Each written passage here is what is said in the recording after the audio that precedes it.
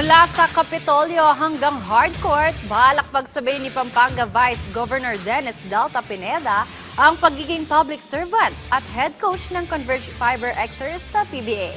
Narito ang report ni Jamaica Bayaka.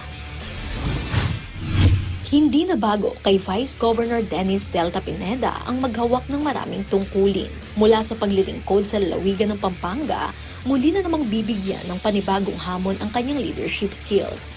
Ngayon bilang bagong head coach ng Converge Fiber Xers sa PBA. Bago ang appointment sa Pro League, matagumpay na naipanalo ang back-to-back MPBL Championship titles para sa Pampanga Giant Lanterns, 3-peat sa NBL at kampyonato sa Pilipinas Super League. Kamakailan ng opisyal na inanunsyo ng Converge ang pagtatalaga kay Delta bilang kapalit ni Franco Atienza.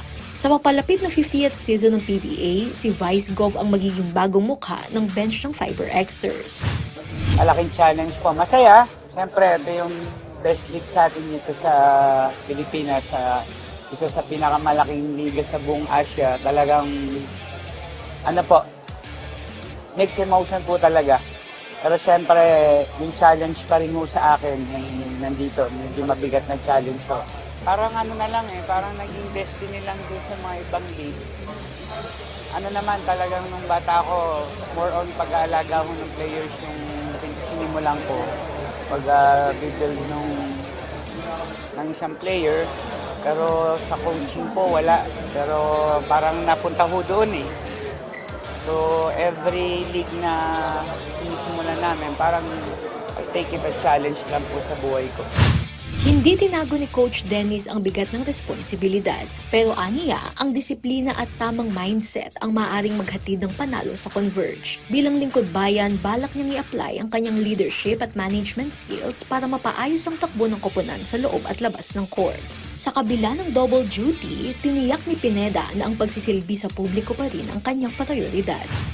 Priority pa rin namin yung public service. Especially yung session na obligado po kami nandun, session day namin. Kailangan ko po i-perform nun. At still yung public service pa rin yun. Number one pa rin po sa amin.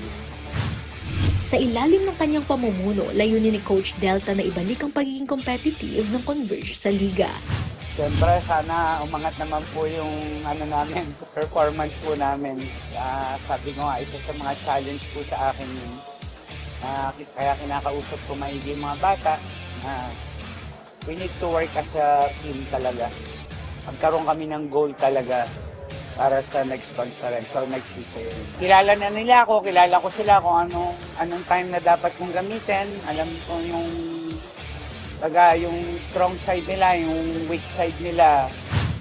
Jamaica Bayaka para sa atletang Pilipino, para sa bagong Pilipinas.